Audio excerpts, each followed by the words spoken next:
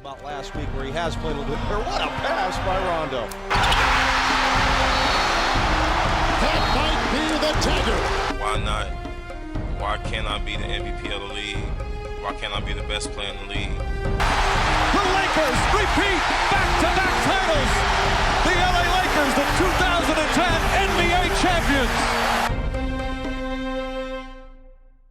And finally, the fives. You know, when you look back at the 2010s and you think about positionless basketball and small ball, you quickly forget that this position actually had somewhat of a renaissance about halfway through. Now, sure, small ball won the day, but tall guys did not just disappear. They actually got better, a lot better. They routinely became mobile, some became shooters.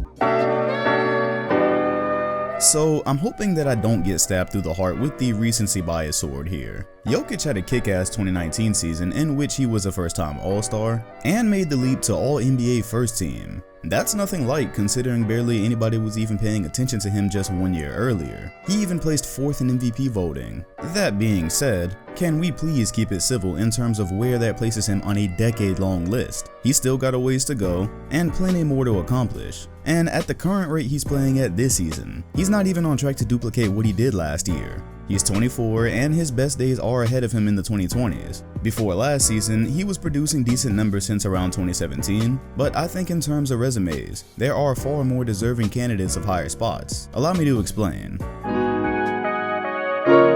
So let's talk about Andre Drummond, for example. The majority doesn't really care about anything Drummond has done because A, he's playing in Detroit, and B, we don't have a good estimation of when Detroit will ever be competitive again. They don't really have a noteworthy moment this decade aside from giving Tracy McGrady another shot. That being said, individually, Drummond has actually been really solid since his sophomore season, which is why he's probably looking at a decent check this offseason wherever he decides to go. His averages since 2014 are 15 points, 15 rebounds, 2 blocks, and a steal and a half a game on 54% from the field. At the time of this writing, he's managing his best season at 19 points and 17 boards a game with 2 blocks. So take his numbers and add that to 2 All-Star appearances and an All-NBA third team, and I'd say he's got Jokic here so far. Now, of course, with the Joker's skill set, if he's able to get back to MVP level and carry that out throughout the 2020s, he's probably looking better as a franchise cornerstone. But as for the 2010s, Drummond has been consistent since near the beginning. So now all we need to do is take him and place him somewhere not named Detroit where he'll be appreciated. Cat has basically been a force to be reckoned with since the day he stepped foot in the league, save for that time Jimmy Butler destroyed his squad with third stringers, and that one time he was in the playoffs. Nevertheless, he's currently putting up his best year in the league on 26-12 while shooting 44% from deep. That's pretty crazy, and I'm pretty sure that production on a contending team would have him near the top of the MVP ladder. These numbers aren't that far off from his usual since his sophomore year, and that's coupled with 2 All-Star teams and an All-NBA third team. That's impressive when you consider he's only played 4 seasons in the league. That's literally Drummond's award column with superior numbers and a superior offensive game in general. So yeah, Cat definitely already passed Drummond this decade, and the Wolves are competitive this year so far. I think we all wrote them off after Butler left and we saw Wiggins' production relative to his contract. However, it may be turning around a bit, and we should definitely see Cat's best days in the 2020s as he's only 24 years old. Expect more accomplishments and at very least an MVP run at some point.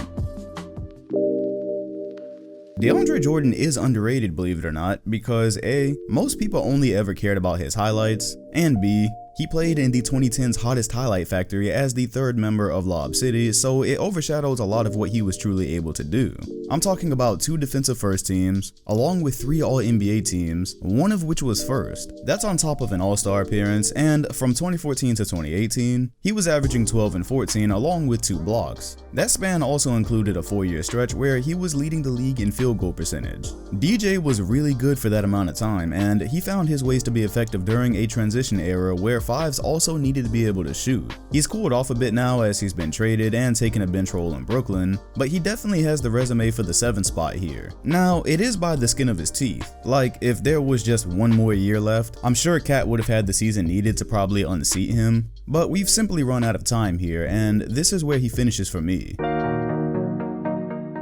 Rounding out the bottom 5 was an extremely tough call, but I've got to go Embiid here. It's so narrow that I originally had him in my top 5, but I've got to call it for somebody else. Embiid, when he plays and is healthy, operates at best center in the league levels most of the time, and this has been a thing since back when he wasn't even getting adequate minutes, back when we were fantasizing over what he could actually do with starting minutes. So in the limited time since he started his career a couple of years late back in 2017, he's averaged 24 and 11 with 2 blocks and 48% from the field, been to 2 All-Star games that likely would have been 3 if he played more his rookie year, and then he tacked on 2 defensive teams and 2 All-NBA teams. Think about that for a second. Relative to what it should have been, he's barely played and managed to become an All-NBA player for half of his career up to this point. Those are no small feats. But when you look at what he's up against for a decade ranking, you absolutely cannot discount that he's basically been on load management the entire time. He's never played more than 64 games, and he's one of those guys that's known as injury prone. That's literally why he doesn't have more accomplishments up to this point. So when it comes to him being top 5, I have no doubt that he would have been if he had more skin in the game. But I think this next guy deserves it. He has the resume to back it up.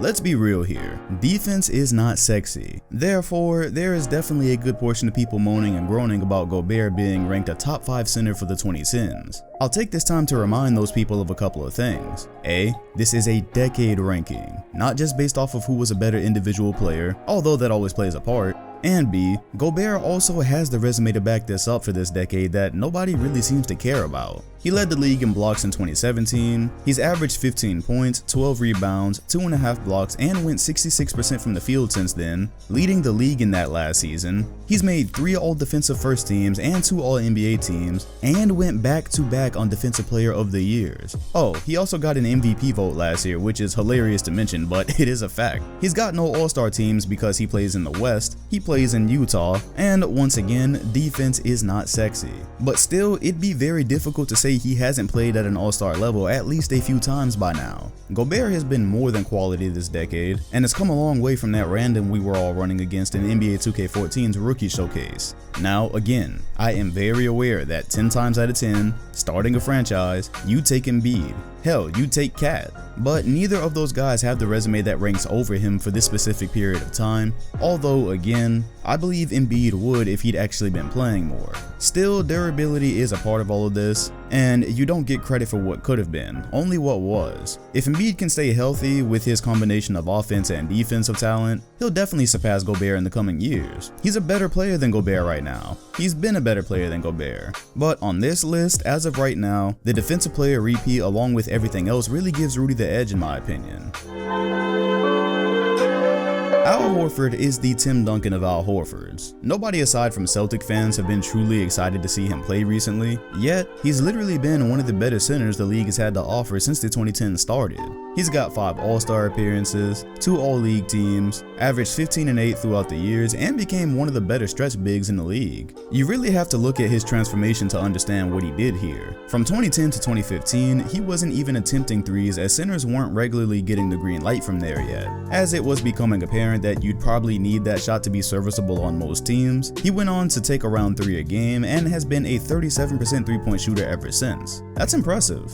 Also, Horford's actual defensive impact doesn't show up in many places aside from the blocks category.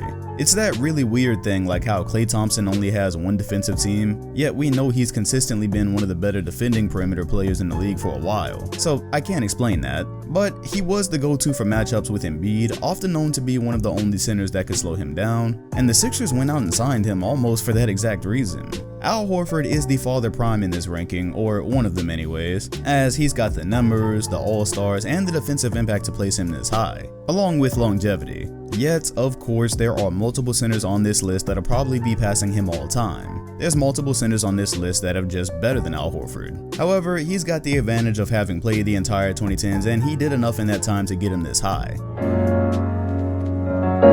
Think of Marc Gasol and Al Horford as like Master Roshi and Dragon Ball. Clearly there's been better fighters since, but they've had skin in the game, and they did a lot with their time. Gasol did literally the same thing as Horford in terms of three-point shooting. When he saw the league changing, he too changed, going from virtually no three-point attempts at the beginning to shooting it at 37% for the bottom half of the decade. His averages for all these years are about the same as Al Horford's. He tallied 3 All-Star appearances, nabbed 2 All-NBA teams and 1 defensive, then won the 2013 Defensive Player of the Year award that many people suspect should have went to LeBron James. Nevertheless, he was definitely known as a defensive center in Memphis, where grit and grind was the the motto. He was probably the best player on that team the year that they went to the Western Conference Finals. He's gotten MVP votes in 2 different years, and then he capped off the decade by helping Toronto win their first ever championship after a mid-season trade. His role was much reduced, but there's no doubt that having a 5 that could spread the floor helped their efforts, and that made him the only center on this list with an NBA title. So that, combined with the Defensive Player of the Year, his All-Stars, and his numbers definitely accomplished him enough to take the 3rd spot on this list. The next guy could have easily had a title as well, making him the only other player on the list with a ring, but fate was just not on his side. DeMarcus Cousins. Man, which basketball god did this guy anger? Whoops, I'm not even having the most important conversation here, am I? You probably are all wondering how he's not first on the list, and well, he's definitely got the resume for it, so I won't be mad if he's your number 1. But I think I have a better one. To start with, I would say he was one of the big guys we looked at when we noticed a revolution was happening amongst big men where they didn't just need to be in the paint. For most of these years, he's had a mean inside and out game, and since the year 2012, he's been averaging 23 and 12 to go along with 2 steals and a block per game. He made 4 All-Star teams from 2015 to 2018, where he was widely considered the best 5 in the game, and that's the span in which he also picked up his 2 All-NBA teams. Unfortunately, that's where the buck stops for him because that's where his health stopped. His career was finally moving along as he was paired with Anthony Davis in New Orleans, and then the torn Achilles prevented him from adding any more honors to his resume. He figured he could bolster up that resume by going to Golden State and adding a ring, while rehabbing and showing that he could be useful to another team the next year. And then the torn quad happened. Yet, the Lakers still believed, probably in his floor spreading abilities, enough to sign him last summer, and then the ACL. So at this point, any superstar continuation of his career is probably out of the question. His superstar years will probably be relegated to that 2015-2018 area. That's just too many damn devastating leg injuries in the span of 2 years to come back from. That's also why I have him second. We haven't really seen the Cousins we knew since very early in 2018, and I simply don't think he accomplished enough to overtake the 1st spot in that 4-year run as a superstar he was having. Let me explain.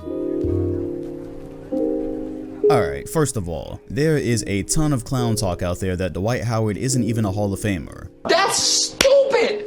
Use your common sense! That's another argument that I already made, that's a different one, and it's not the one that needs to be had for the 2010s. For this decade, we look at how his demise has kind of been overstated because even when he was not Orlando Dwight, he was still one of the better centers in the league. So from 2010 to 2012, that was Orlando Dwight. That was one of the best players in the league, top 5. That was 20 points, 14 rebounds, 60% from the field, and 3 blocks a game. That was a 2-way superstar. From 2013 to 2016, that's basically Houston Dwight. Doesn't have the same lift, but still led the league in rebounds for the Lakers year, then went on to average 16 points, 12 rebounds, and 2 blocks. Then there are the last 3 years, which was journeyman Dwight. He barely played last year, but still held averages over this span of 15 points, 12 rebounds, and 1.5 blocks per game.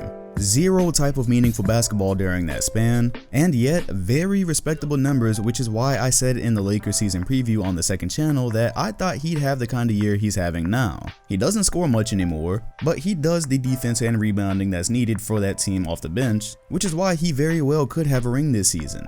Okay, back to Orlando Dwight. He started the decade off as a back-to-back Defensive Player of the Year. He got MVP votes all 3 of those first years, placing 4th and 2nd in 2010 and 2011 respectively. He made All-NBA First Team all 3 of those years, and then added 2 more NBA teams with the Lakers and Rockets. That's a total of 5. He was also All-Defensive First Team through those first 3 years in Orlando. So, starting the decade as an MVP level player, then toning down to one of the better centers in the league, then becoming a journeyman that nobody cared about, yet still being very serviceable at the center position. You think there's another center that beats that resume in the 2010s? He's got the mixture of both talent and resume to rank first here. The reason people deny it is because we came into the 2010s expecting him to be Orlando Dwight until at least like last season. He was only 33, so we really didn't expect to be wondering if he was even going to get signed this summer. So yes, the fall off was hard, but definitely overstated. And those first years were so damn strong that I don't think the fall off was hard enough to take him out of this first spot, especially when you look at the competition. The only other competition for this first spot would be DeMarcus Cousins, and I think he pretty clearly beats him. The resume is there. DeMarcus Cousins' resume does not stack up to it. Now, if Cousins was still at a superstar level, given Dwight's drop off, he'd probably have enough by now to unseat him. That's where you would probably be talking about some more All-NBA teams and some more insane numbers. But given that he has completely fallen off the map and did not touch Howard's resume this decade in the time given, I won't rank him first here, but maybe you will. Make sure to leave your ranking in the comment section. Make sure to hit the like button and subscribe if you enjoyed. Also hit the bell next to my name if you want notifications every time a video drops. Thanks for watching, and I'll see you all on the next one.